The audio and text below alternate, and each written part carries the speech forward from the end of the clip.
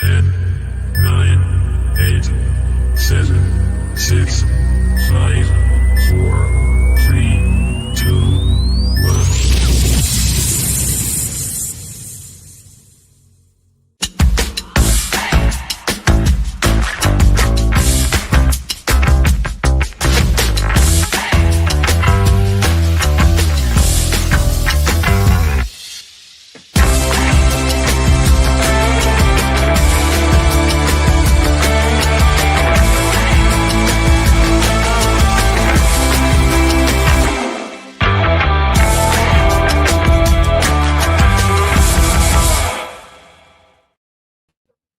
Good evening, everyone. Welcome back to Through Black and White Eyes. After a turmoil weekend, we're now into Tuesday, and it still feels like absolute crap.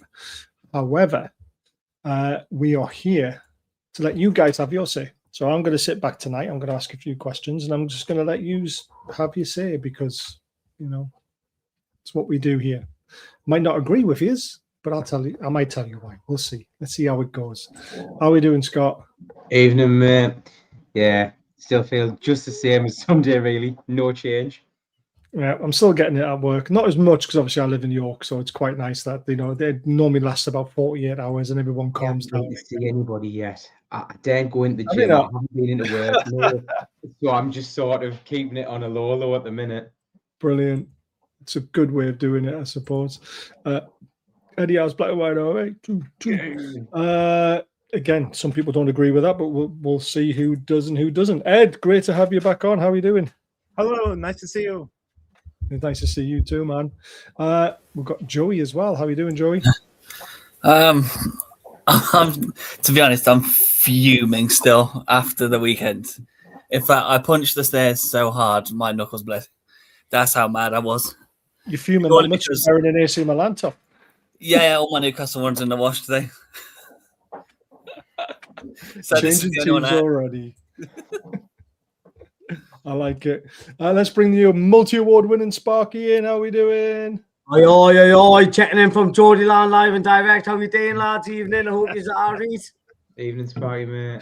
Sparky, sometimes you've just got to come on with like a mic in your mouth right in front of you and just start throwing hold tight. Yeah, you haven't seen no yet, man. Lock the microphone. Restyle. All the case. We've got the mic. First of all, though, I will say I've actually found some very sensible Sunderland fans, which is actually very, very strange. The Mackem Cabby. Now, we've decided next year we're going to do a joint show together. And it's going to be called, after Superfan Dan's amazing idea, Black and White and Red all over. It's going to be hopefully on a Monday night, and it's going to be a banter show. So it's going to be taking the piss out of each other, also talking football. And I'm not going to lie to you guys. I was on their show again last night, and they were sound. Absolutely down to earth. You know, very, very good football points. So I'm very, very excited to be doing, which is really weird, a joint show with Sunderland fans. But I'm looking forward to it. Sparky should take up rapping. Emo Wallace, how we doing? Please like, share, subscribe, hype, promote the channel. Yeah, we know, Leslie. Don't worry. You just get your laptop fixed, honey. So where do we start? Let's start with the game. So I want all your opinions because I haven't heard them all yet. We'll start with Scott. Your opinion on the game? I mean, I think Bruno said it best, actually. And I think... When he says nothing. I think Bruno said it best in the mess. And Eddie House sort of said we weren't. So is there some crack show in there? I personally don't think so, but I have seen stuff online saying is the crack show. And I personally don't think so, but I think Bruno put it best. I don't know what other people thought. It was a mess. That joke went right over your head there, didn't it? No, it didn't. But just kind of focused on the disappointment though, of Sunday. I just kind of nah. I'm trying my best to cheer everyone. I mean, everyone knows I can't sing to save my life. So everyone is a rapper this time. Way Christmas rapper. Ed, your thoughts on the show, mate? I thought we could have been on the shit show, as what I was meant to say on Sunday. Yeah, no, look. Obviously, I'm a passionate fan like you guys. I'm hurt. I'm disappointed. But I'll leave it at that. I think, obviously, we were a bit smug. We didn't take them seriously. Basil, when I saw highlights, if not the actual game between Arsenal and the opponent Sunderland, I noticed that Sunderland had way too many. They had way too many risk takers. I told you in the back, they play like without breaks. They're a dangerous team to play. It reminds you of like those scrappy games you played on your club teams with teams that don't have a lot of technique, but if you let them through, their physicality, could resolve to a goal. I mean, I'm disappointed, but accidents happen. Let's be real. That's what I take. Yeah, I agree with you. They had more heart. That's what I felt like on the pitch, especially when Dan Burn went off. Our heart seemed to disappear for some strange reason, which is not like us.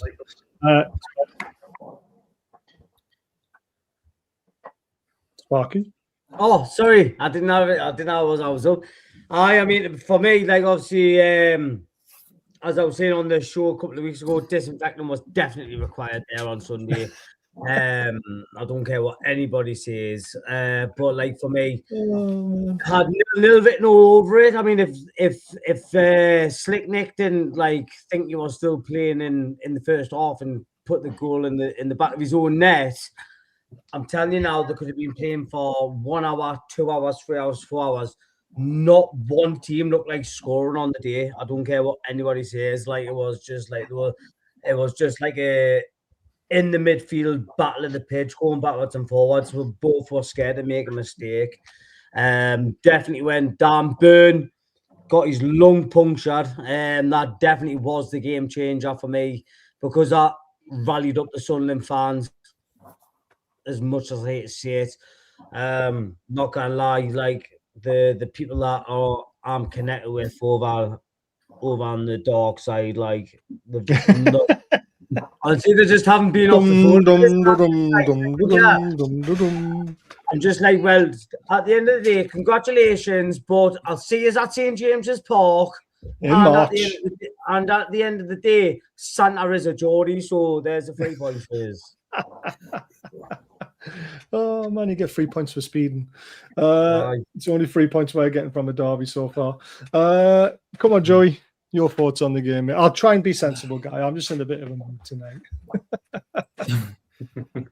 Well, as I said when I first came on, I'm still livid, absolutely livid. Because it's not like it's not like the loss. Well, it's partly the loss, but it's mostly who we lost to as well. So much so that I punched the stairs with both my fists, and now they are black. All my knuckles are black because it, sorry for the language, pissed me off that badly that we'd lost to them, of all teams. I watched the highlights as well, like earlier today. I was nearly physically sick. It was just like, how are we that crap? Like, we should be fighting harder against them, at least. But there's just nothing there from us. Absolutely nothing in the first half. And then in the second half, especially like what's been said already, like with Dan Burn going off, nothing. There was no desire to win the ball.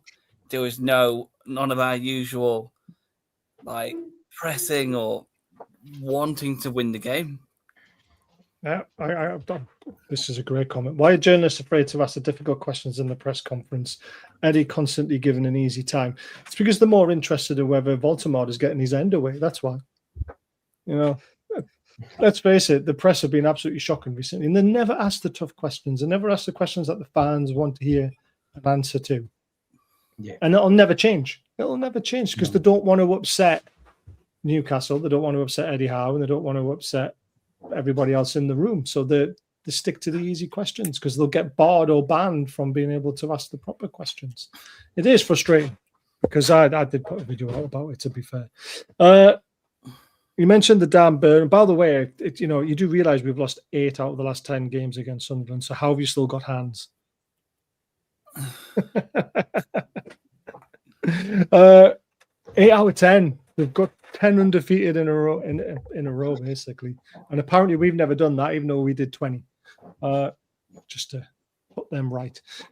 Dan Burn going off. Dan Burn, a lot of people on the Sky were saying, "Oh, this could go to VAR. This could be a red card." Personally, myself, don't think it was. What's your thoughts, Scott? I mean, I think I said it just after the game on Sunday. I thought it was 50-50, 60-40. I don't even think it was a yellow card, to be honest. I do. It was a good old-fashioned challenge for me. But unfortunately, Dan Burn came off worst. His knees were up, but if his studs were up, he was going. So, I just unfortunately, think we're going to miss Dan Murph 6 weeks. Yeah, exactly. I just think he was late, and that's why he deserved the yellow card, because he was out of control. He's out of control of his body movement. At least Dan Burn was going sideways. Yeah, he was going into him. That's the difference. I mean, I think the yellow card was probably fair. Then I don't think it was straight red. I don't think it was a red at all, but probably yellow. Then there is some fans saying it should have been a red because he was out of control and he was never going to win the ball. So why was he committing himself to it? But again, I don't mind players committing themselves and going for it. I think it was a yellow, personally. Ed? You know, the TV view that I got, like at first it seemed like no big deal. Then they showed the replay from various angles. Yeah, I mean, honestly, I think it was an intentional foul. Like, I think he slid in there to hurt our player. That happens, especially in these grudge matches.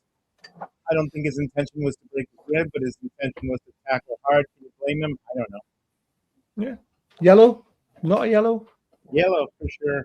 Yeah, yellow. Yeah. Sparky? Yeah, I mean, to be totally honest, it was an absolute collision, wasn't it, really? If you look at it at real time, I was actually downstairs watching it with my next door neighbor, and we were like, yeah, that is like car crash injuries, like the speed that he actually impacted Dan Burn with. I knew it was bad straight away. Yeah, you could tell. You could tell. I mean, obviously, here in the reports today, that's actually went and punctured his lung as well. It's worse than the car crash. Just obviously the angle that he came in at obviously was like direct, like Dan Burn was going one way, the knees were coming in out the other way. He was a little bit late. Was it reckless? Behind closed door, I think they're all going to be high-fiving each other, saying, "Oh, well done, son." But yeah, yellow card's fair enough. Yeah, I don't think it was a red, but I think it was a yellow. Joey, on the challenge? Oh, no. I'd have to agree with Sparky. Though. I think behind scenes, they'll be loving it. Oh, of course they will be. I'm sure they said that they did. But, I mean, it looked worse than it probably was, I'd say. But he did break one of his ribs and he punctured a lung at the end of the day. So I'd have to say it's a red. Ooh, interesting. Not many did. I want to point out one play in the game we had, one amazing opportunity that we didn't capitalize on. I didn't have this picture on Sunday. Yeah, it was Sunday I did the review, wasn't it? And I've got it now. This was the moment. This was the game right here. This was the only chance we actually broke down the right-hand side well in the game. And to me, Baltimore, he's looking to the left. So how he is not seeing that pass, because if he just whips that across, Anthony Gordon's racing clear through on goal. No one's catching him. He would have either missed, he could have won a penalty, could have got the keeper sent off. Anything could have happened, and that could have changed the game. If he scores, the game is different, because Sunderland will then have to come out and really push at us, where I don't think they did enough, to be honest with you. But how is he not seeing that pass, Scott? How is he not seeing it and not executed it? I don't know. I genuinely don't know. It's frustrating, isn't it? Looking at it, it's still there. You think, like, I mean, Gordon. I mean, you saw Gordon want to rip his head off after it. And to be fair, rightfully so. Why is he looking too far behind him, and that's why he's not seeing him? And he's looking at Alanga there. Is that just me making an excuse up? I mean, I just don't get it. To say that Sunderland players in the way, can he not see? But then again, field of vision, surely you would see that. Anyway, one of his pointers, Eddie Howe's got to look at and go, "Why didn't you play that ball?" Like it would have been Gordon was clear in. 1-0. End of. Yeah. Go I think he would have scored it, to be fair. Yeah. Or something would have came of it. That's the main thing. Yeah. Ed, looking at that still, are we being too harsh on Voltemada, or do you agree? Yeah. So remember, he had two options. There were clearly two options. He might have used Anthony as a decoy on that. Would I have thought as much about it using a decoy? No, I would have hit the open man. Now, I will say later in the game, remember when Alanga kind of burst through the middle and the ball was a little too far ahead of him? So I think Voltemada is very aware of Alanga's speed and wants to give him a lift. And I think that could be, that's how they play. I mean, yeah, I'm pissed off. There should have been a goal there, and that pass from Voltemada to Alanga, which was too far ahead of him, was too ambitious. Okay, I'll stop that. What are your thoughts on that? No, you're right. I mean, but again, there's no sentiment in football. Alanga's too far behind. I know he's quick, but he delayed the pass before he let go of it, and the Sunderland defender had covered the run of Alanga anyway. So to me, he's got to play Gordon in. I mean, it still makes me sick looking at that picture, to be honest with you. Sparky? Yeah, I mean, for me, it was like the whole match for me, like we just couldn't get out of first. Well, we couldn't even get into first gear, to be fair. Like, there was just no consistency. There was no vision. There was no momentum. Like that ball there itself, like what the hell? Like that should have been like switched across the Gordon for him to run through. I just can't explain where it went wrong, to be fair. I mean, but at the same time and time again, all season away from home, we have been appalling. 95% of the time away from home. Honestly, like don't forget the Everton game. I'm also going back to like the back end of last season as well. Like even like all the way gone like all the way to back in March. Like since winning the Carabao Cup, even on the away form, we've dipped massively, and that is something that needs sorted out like as soon as possible. Yeah, I agree. Joey? Yeah, I mean, looking at the picture, I mean, really, it's not that difficult. Even if you can't see him, he should automatically know that his players are running forward as well. So really, he should be playing that anyway. Because Gordon is quick enough to get there, and he is good enough to get there. Voltemada just has to just trust his instincts to know that the whole idea of our game plan was free up front and we're going to break on Sunderland. So he should know, his mind should be physically open to think that Gordon's going to be there, shouldn't he? Yeah, exactly. That's kind of where I was trying to go with it, kind of thing.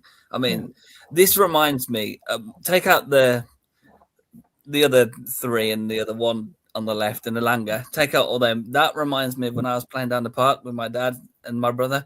My brother is like the Gordon in this picture. I was on the wing, like Voltemada, and my dad is that one next to Voltemada. So I would always just play it because I knew my brother was going to run. This was when we were kids. I knew my brother was going to be running. Yeah.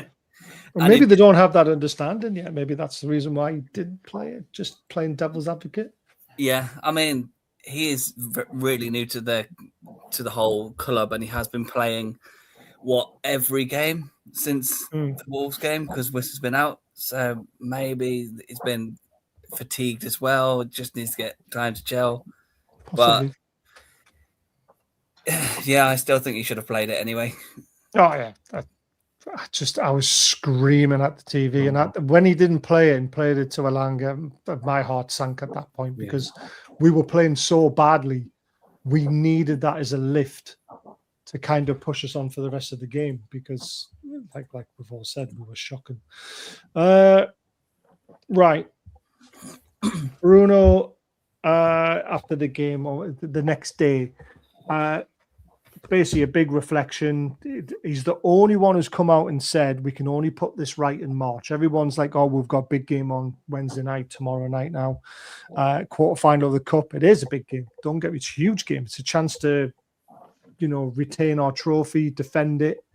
I'm expecting, a reaction, but it doesn't make up for Sunday. The only thing that makes up for Sunday is beating these in March at St James's Park. And Bruno's the only one who's come out and had the guts and the balls to say that.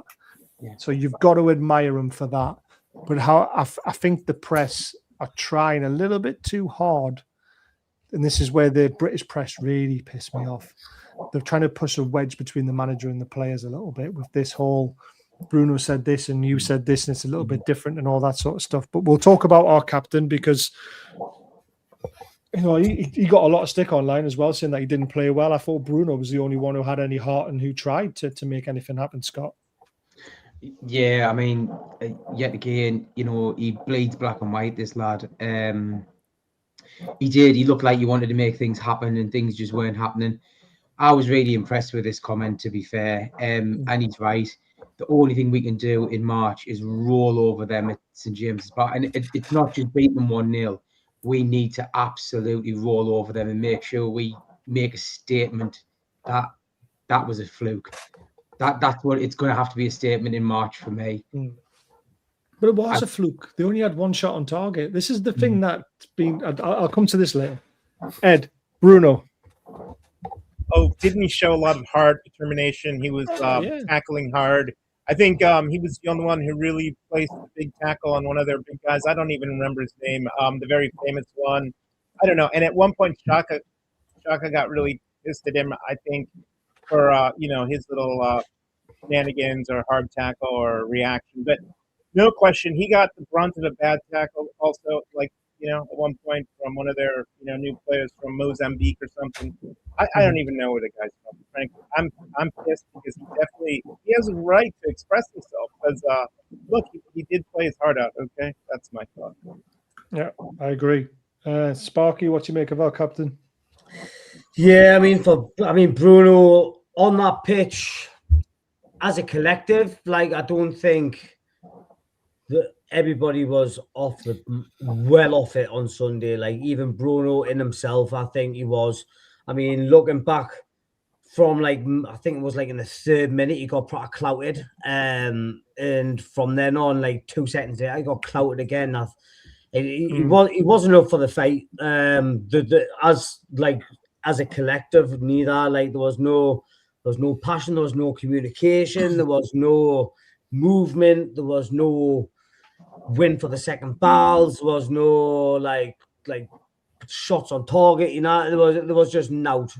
So for me, I think Eddie needs to get to be fair. And I'm so glad that he did come out and say, yeah, well, we'll see you in March, because that's exactly how I feel as well. And overall, if we do pace them all over at St James's Park, 1-1 throughout the season, you would take that, wouldn't you? No. But we have to now. We've got no choice, have we?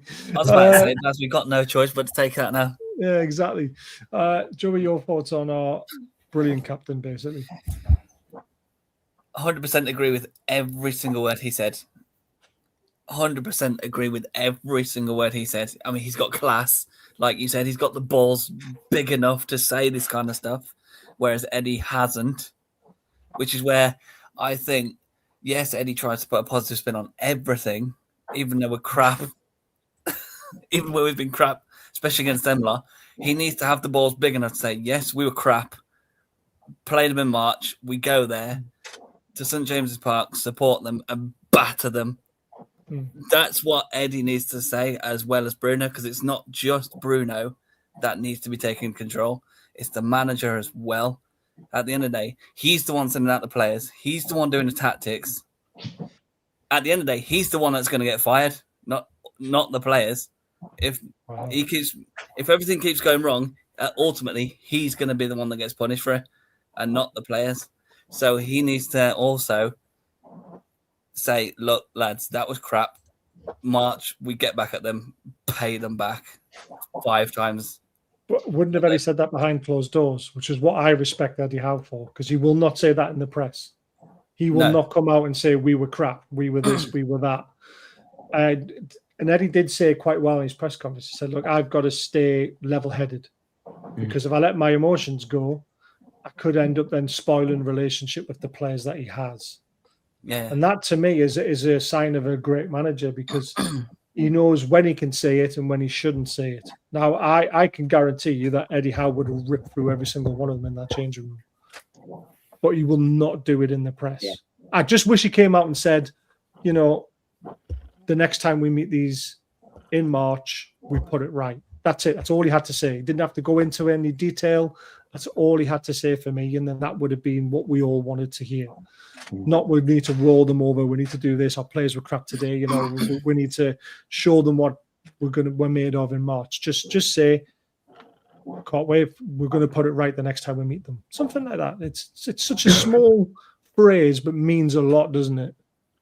If that makes sense. The season we finished 7th, we picked up after Christmas when we were out of a few comps, and Eddie actually had lads on the training pitch.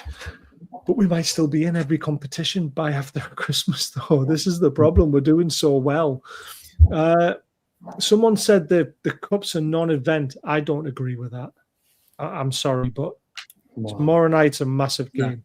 Yeah. It's a chance to get into a semi-final and then another chance to get to Wembley. Now, if we want to keep progressing as a club, we need to show players that we're fighting for competitions and trying to win trophies.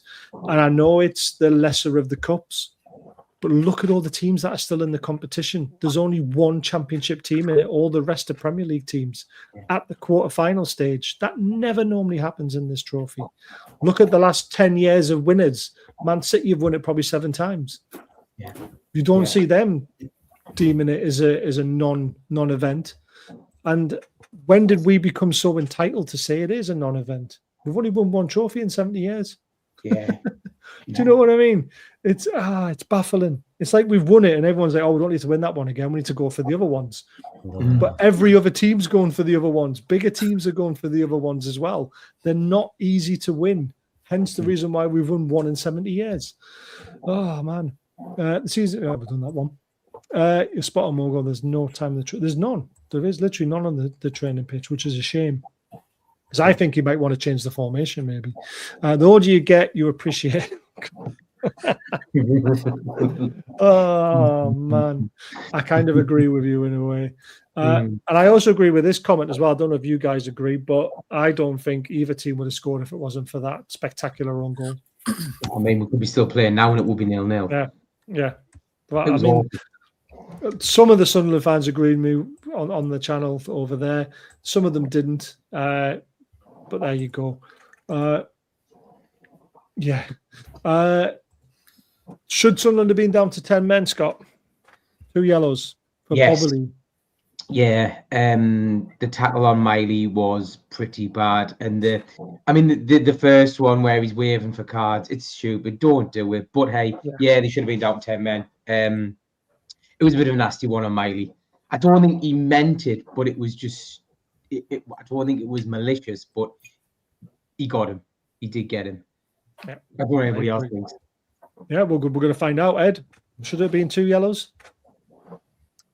Yeah, I mean, first of all, I'd like to comment on what you're saying. You're really demonstrating level-headedness. It's important for the coach not to lose his head, right, in the press, but talk loudly about it. So I think you're very astute at pointing out it's very easy for us to lose our minds. It's harder to be a little bit more polite in the media. I mean, into the fans that are coming to pay your tickets. So losing your head is something any one of us have done. But back to the yellow cards. Look, there were so many bad tackles and things that weren't called, like tackle on Bruno. I know I talked your ear off earlier, but the tackle on Bruno probably got a yellow card. I don't remember if it got a yellow card, but it was a game that he was never going to take control, was he? It was Darby. Ridiculous. Yellow card. Absolutely. I don't think the referee was very good, to be fair. Sparky, 2 yellows, yes or no? Funny enough, yeah. On my little notepad there, I don't know if you can see, but I was just literally put on my notes there, ref poor. So, honestly, that referee, we've had him 3 matches prior to the derby, and all 3 games that he refereed us, and it was just an absolute. We just couldn't get going. There was no fluency. Blowing the whistle. like being lenient, but booking for like soft things rather than like serious things, i.e. like that crunching with Dan Burn, like the 2 yellows that should have been the 2 yellows in the centre. Like, yeah, for me, I think the referee had a massive part to play in that derby, and hopefully we get a better one in March when we get back to St James's. He never even called a foul. That was the, and VAR unfortunately can't look at it because they don't think it's a red card. They think it is a yellow, but they're not allowed to correct the decision. Which, again, this whole thing with VAR is a nightmare. Joe, that referee's just been like so poor for Newcastle United all season. That was like in all 4 matches now. So I think they've all been poor, to be fair. Joey, do you agree with everyone? Oh yeah, 100% definite second yellow for sure. Who was the referee anyway? Oh, I didn't see that. Scouse. It was one of them Scouser one, yeah. I forget his name, but there's a Scouser one. Why does that not surprise me then? Yeah. It's one of the big. We're not going down that route. I wouldn't dare do the sport that they really rate him. A couple of days before. Yeah, I know. Although I have got something that I want to show you all. I got some Newcastle coasters for my birthday. Nice. Oh yeah, nice. That was on the 10th of November, but I just thought I haven't been on for a while, so I'll show you now. Love it. My best mate. He knows someone that makes these things, so he decided to get me some cool looking Newcastle coasters. Love They're that. pretty cool then. Love it. Don't let the club see it. Right, we're going to ask the difficult question now, and I'm not going to have a say on this. And I want to see what your opinions are, because this will be interesting. Eddie Howe in, Eddie Howe out, Scott. I'm still behind him all the way. He's got too much credit in the bank at the minute. He's brought a cup in, and let's face it, every time these people come out and say Eddie Howe out, they don't give a valid manager coming in. Eddie Howe in all the way. I've only seen very quickly 2 potential names you could see maybe yes to. And one of them I think Xavi. No, not him. No. So there is one man out of a job at the moment who's won the Premier League. Klopp. I wouldn't have him personally. I know I wouldn't have him personally, but he is a big Klopp. He's a big name, though. He's a big name. So, the worst comes to worst, Eddie Howe gets sacked. Yeah, exactly. There's the other side of it. That would really put the cat amongst the pigeons there. And the other name who, Areola, not for me. Glasner, Palace manager. Won the FA Cup, doing brilliantly at the moment with Palace, who on a very small budget. He could be another very, very good manager. Now, I'm not going to say whether I'm in or out, because you know what I am. I'm definitely in. But they're 2 names that when people mention them, I say, right, well, you obviously sort of know what you're talking about, because one of them's out of a job and the other one is going to be out of a job in the summer because he's not signing a new contract with Palace. So them 2 make sense. All the people who fire out names like Zinedine Zidane, Conte, Mancini, they haven't got a clue what they're talking about, because they're all Zinedine Zidane will never come to Newcastle United. No. And then the other ones would, but they're in a job that costs a fortune to get them out of the job. And if you pay a manager off and bring a manager in, it comes out of your PSR. So it's not going to happen, guys. You need to have a sensible, reasonable name for me if you're going to say Eddie Howe out. Ed, in or out? Well, absolutely in, but my perspective is definitely not without critique. Let me tell you, like, the game is won on the field. Okay, if you think about it, 90% of the effort comes from the players. I don't care how you line them up; their effort is there. Are they dealing with adversity? Yes. But get used to it, right? Get used to it. That'll build character. I think. Think about the number of people out there that are without jobs that are eligible for coaches. I guess Frank Lampard probably has a job. Wayne Rooney doesn't have a job. Michael Carrick doesn't have a job. Oh, Lampard's got a job. Lampard's flying with Coventry in the Championship. Yeah. So you've answered. You've helped us answer this easily. Like, there aren't, like, he's as good as it gets. I mean, if you were to rank Eddie with all those people we just mentioned, just he has way too much experience. And Yeah. to be fair, like, there isn't anybody. There's no guarantees that Zidane comes in here and changes. There's no guarantees that Xavi comes in here and no way, man. There'd be huge risk, but ultimately, let's stick to the point, man. 90% of the game or more is played on the field. Like, everybody knows the game at this point in their life. You can maybe tweak here and there. There are a couple things that I would maybe focus on, like I've talked about it, like maybe work on your what's it called, the offside trap more. I'd love to see that. I'm passionate about it. I don't see it enough. I'd like to see more of it. But that's just criticize. I can criticize your players and your coach. That doesn't mean I want them out. No. Yeah, it's crazy. I mean, we're talking about credit in the bank. You know, he won a trophy 8 months ago, and people are calling for his head. It's crazy. Scotty, in or out? I mean, you've already done me, mate. Oh, sorry, I've Sparky. Scotty, Sparky, same thing. Yeah. Long day at work. Yeah, you should know. Everyone should know about my feelings. Obviously, has been moderating on like really important of Eddie Howe's Newcastle United group. Like Eddie in for me. I think for his footballing knowledge is absolutely second to none. I also think the backroom staff that he's got by his side are the right people as well, in Jason Tyndall and Graham Jones. Personally, I don't think Graham Jones and Jason Tyndall get the clout that they should actually get, because obviously it's all them coming together, putting in the graft. In regards to the set piece coach that we've just recently brought in, I don't know what's going on there, because we can never seem to get past the first man when it comes to corners. Well, that's not the set piece coach, is it? That's the person taking the corner, isn't it? The set piece coach can set us up and give us tactics, but if you haven't got a man who can put a good ball in, like it's game over. Bruno did score from the corner the other day, like so. He did, and they worked on that. So, but again, how many times have we not put decent deliveries in? Yeah. That's been a problem all season. Oh, it's been ridiculous, the amount of times that the deliveries this season. It's been like piss poor, just like our away form. But overall, Eddie, for me, he is the man to take us forward. He is the man to see us throughout this season. He is the man to lead us into battle to retain our Carabao Cup.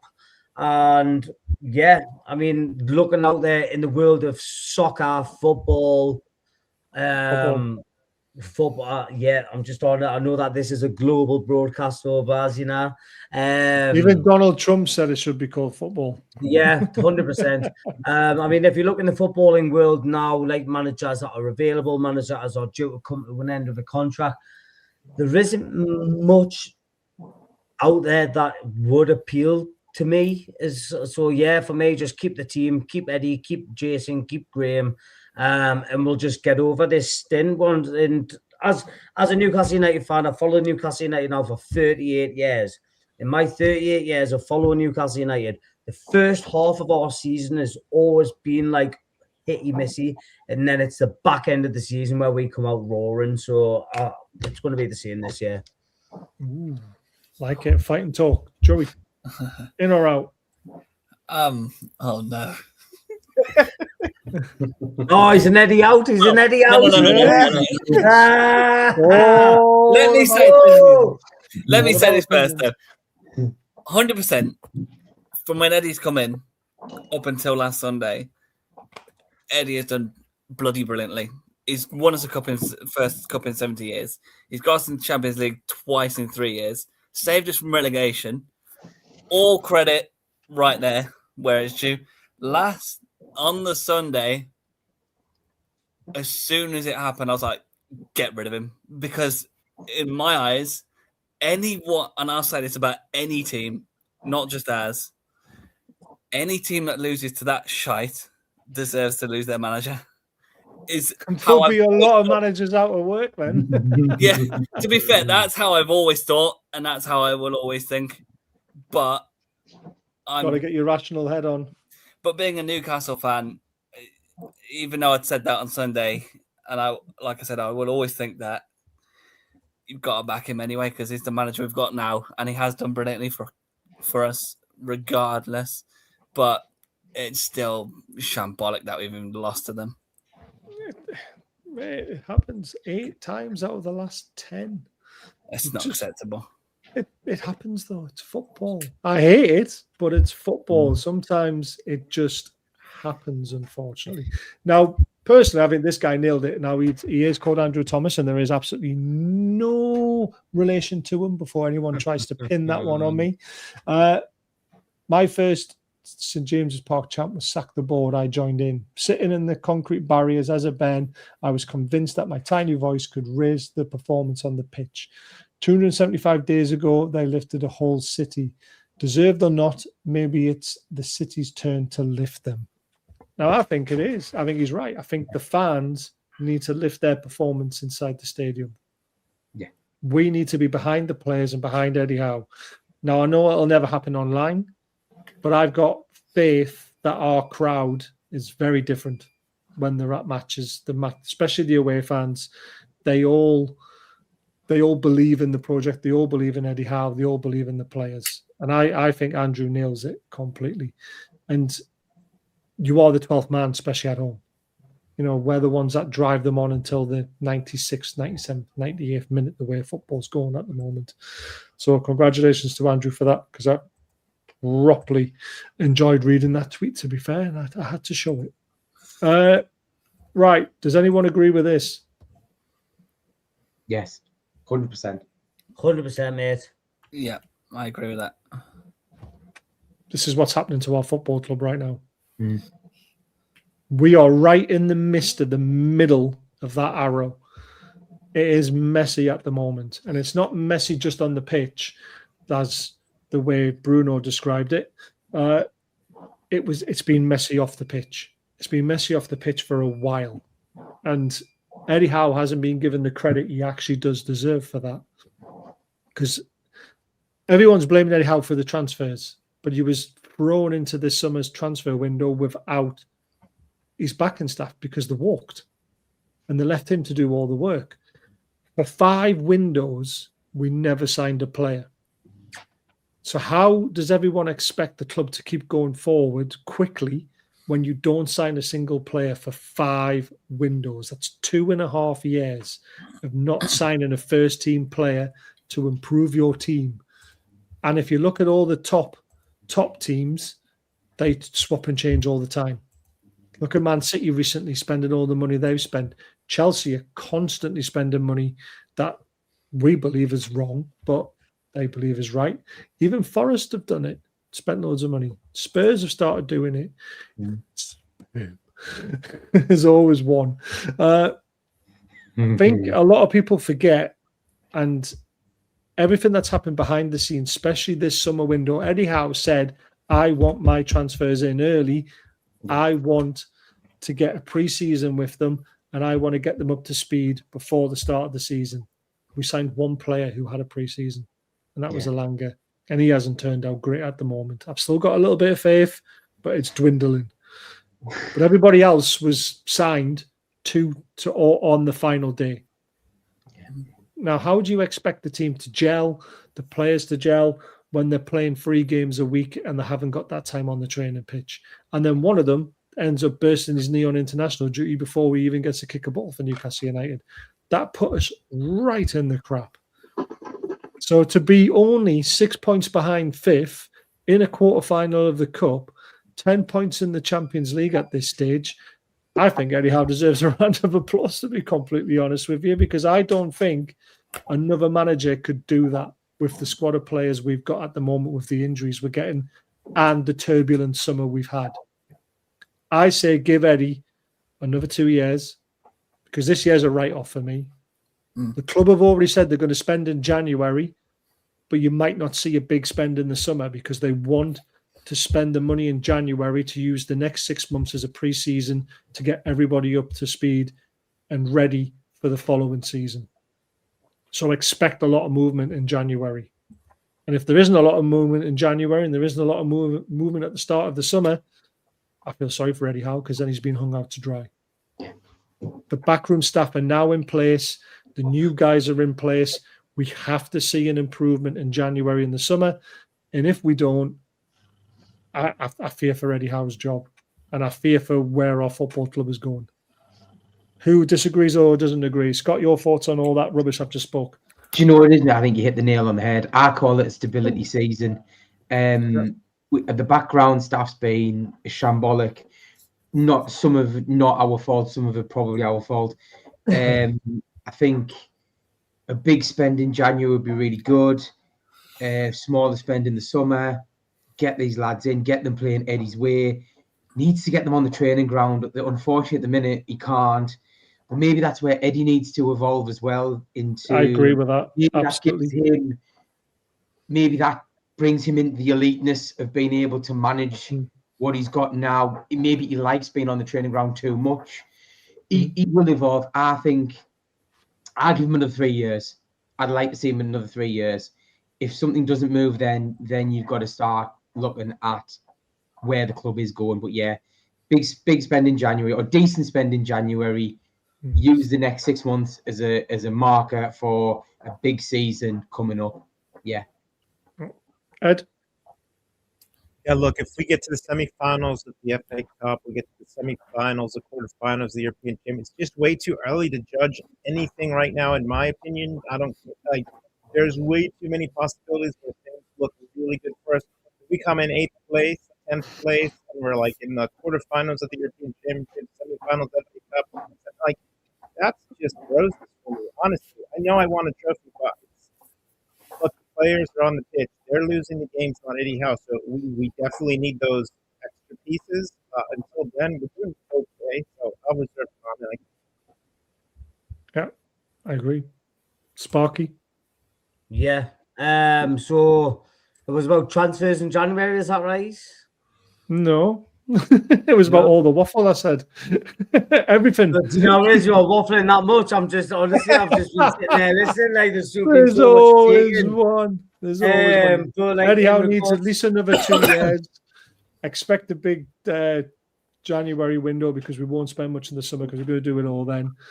But you've got to give Eddie Howe 2 years to fix this problem because all the right staff are in the right place now. Eddie Howe's been hung out to dry in the last 5 windows. So it's time to put that right and back the man.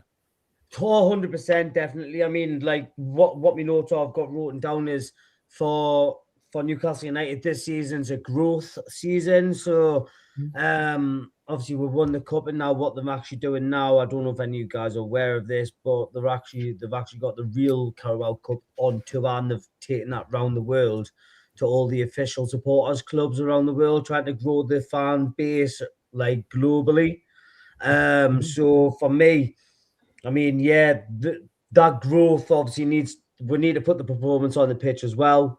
I mean, life as a Toon fan, just in the last 3 years alone, we've had obviously in that injury plague season, we've had the Tonali band, we've had like the whole Isaac saga, we've outspending the last 5 transfer saga. You've got to feel sorry for Eddie Howe. Like the more that we talk about it, I think he's done an absolutely exceptional job with the tools that he's actually been given at his disposal. So for me, yeah, not like Eddie for life. Eddie's not just for Christmas, Eddie's for life. Like it. Joey? Yeah. Well, just to clear my name from the last segment we were talking about, I do still think he's in. I only said get him out because I was mad. Because of the defeat. Yeah, I get it. Yeah. Guys, as you know, I've said many times, I'm autistic, so I will just say stuff and not generally mean it half the time. But yeah, I'm still Eddie in. I just said it because I was mad. But I completely agree with everything you've just said. I think the fact that we haven't spent in the last how many windows is absolutely crazy. We've been choked by these ridiculous rules that have been brought in just to kill us off. Yeah, it's as simple as that. As soon as we got taken over, they brought in new rules just to choke us. Yeah. So yeah, I feel sorry for Eddie. He hasn't been back in the way he should have been, and then that last summer, no one wants to remember, but we can't stop thinking about it. With the rat, kind of screwed us over as well at the start of the season as well, because everyone was thinking massively did. But I will say though, they didn't handle the situation well. no one handled it well in the summer. Everyone handled it so bad. And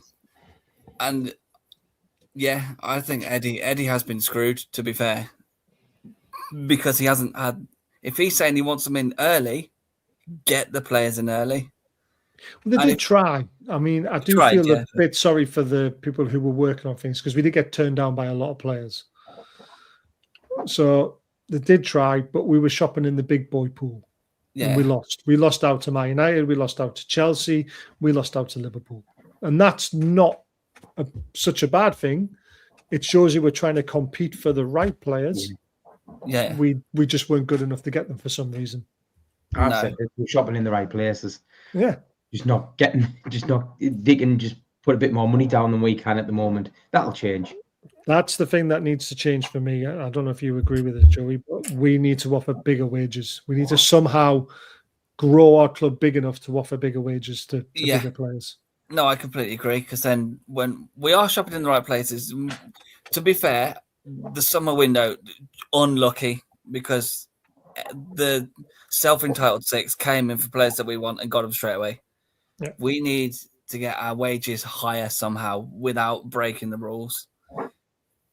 And then in January, like you said, Baz, if they've said we'd spend big in this January window. If they don't do that, that's on the board, not Eddie. Yeah, exactly. And then they've got to spend big in the summer and then spend big early in the summer and get everything done early so we can progress as a football team. I mean, the chairman said we want to win. Well, not the chairman, the new director. We want to win the Premier League by 2030. I mean, that's a big, bold statement. Yes, Sparky, you are right. We did dodge a bullet. I don't know if we dodged a bullet on Liam Delap. I'm going to be honest with you. I think if he came to us, you'll see a different player. I think because he went to Chelsea, he's got lost in the mist of the pool of all the players. But we missed out on João Pedro. We missed out on Ekiteke. We missed out on Mbuemo in a way because we did find out what he wanted and we couldn't afford it. So wages are the problem. Right, last question before we go, because I am going to be on the Mancunian way at 9:30. Speaking Oil Brothers again, we haven't done one for a while, and I no doubt I'm going to get hammered about Tino Livramento. So very, very quickly, where are we going to finish, Scott? And are we going to beat Fulham tomorrow night? I want to see a decent performance tomorrow. We'll beat Fulham, and I reckon we'll push for 5th, 6th. Ooh, I like that. 5th's got to be the aim. 5th has to be the aim for me. Ed? The aim. Yeah, of course. If we can win 70% of our games that are remaining in the league, I'll be happy. But it's really, up in the air. If we can focus on ourselves, things will come together. I think we're built for the long haul. I think, I can't speak enough about those good acquisitions. I looked at Malik Shaw, however you pronounce it, Malik Shaw. Chow. Malik Chow.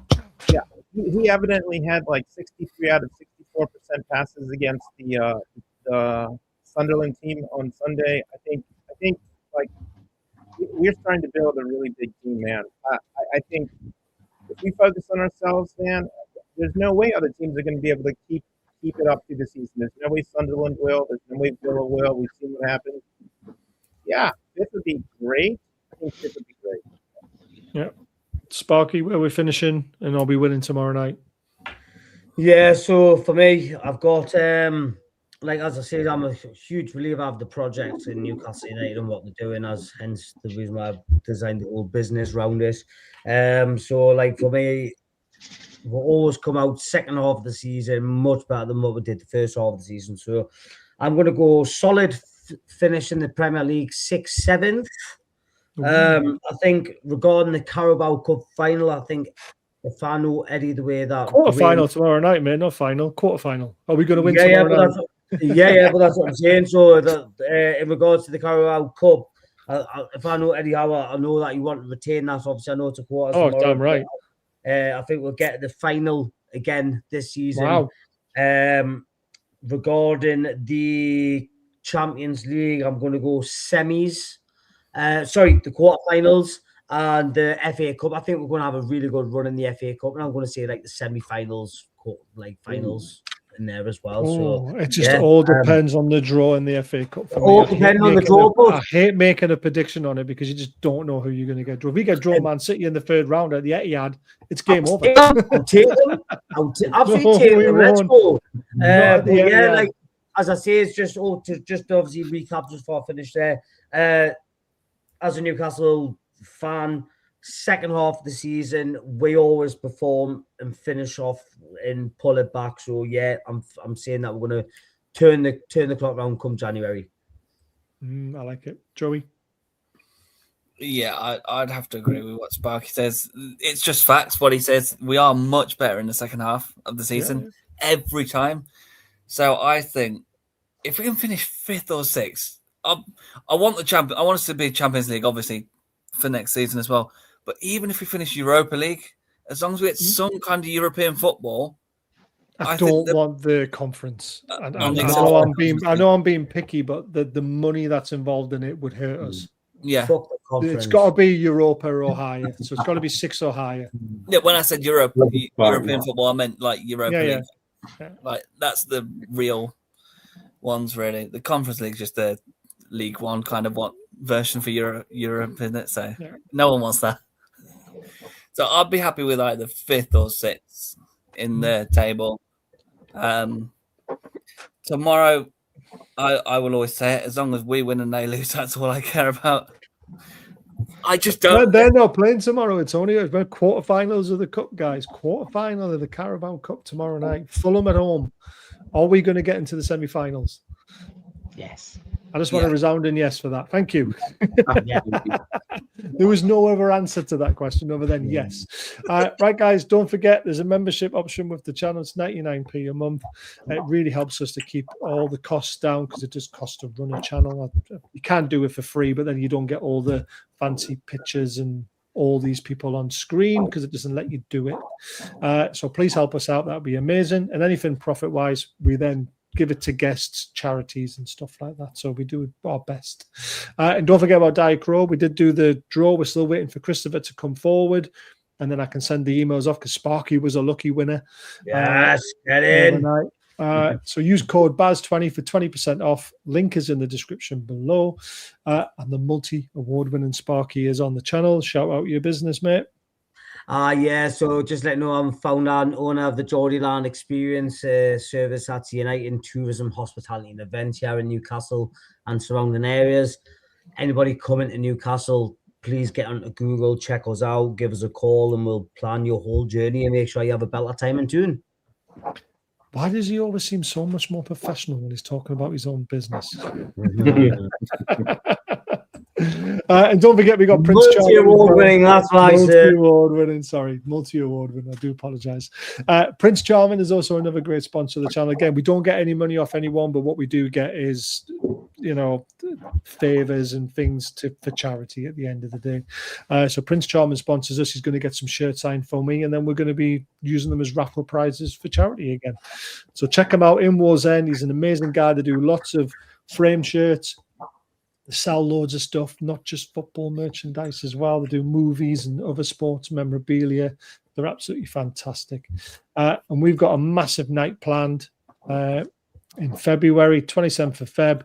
We've got Graham Bailey who's helping because his charity, Butterwick Hospice, are going to be getting half the money. And by the way, everyone's doing this for free. Nobody's getting paid for this. It's an absolute amazing that these people are willing to do this for their charities. Gibbo's is Azure charity, so they'll be getting the other 50%. I'm trying to get everyone a free Greg's for the night, but I can't apply for that until next year. So keep an eye out for that. But £15, that's it. £15 to listen to those two legends. And then for us, free retrobates at the bottom to be rabbiting on about stuff behind the scenes and journalism and stuff like that. So such a good cause. Exactly. So scan that. That's how you get your tickets. There is a link in the description as well. Contact me via email if you want to. Ask any questions you want. It's at Newcastle Benfield Football Club. Thank you to them for giving us the venue for free. The bar is cheap. It's going to be an amazing night. So anyone traveling over, because it's a double header that weekend, I believe we're playing Everton. And I think we're playing the Mackhams, to be fair. I can't quite remember. But just come down for the Friday night and really, really enjoy yourselves, because we are really looking forward to it. Gary says, Bad Scott, Ed, Sparky, Joey, thanks for the show. Really enjoyed it, guys. Thank you very much for coming on. It's nice to hear other people's opinions other than mine just being rabbited on all the time. It's nice to see some people agree with me at times because, I do like to talk. I'm not going to lie. I will be back, I say, Mancunian way at 9:30. And then on Friday, we'll be doing the look ahead. But let's get the win tomorrow. Let's get into a semi-final of the Cup. And let's just back the lads and back Eddie Howe to get it right, because he will get it right. We've seen it time and time and time again. He always adapts. He always evolves. And he will get this right. Just trust him. Good night, everyone. Good night, lads. Good seeing you again there.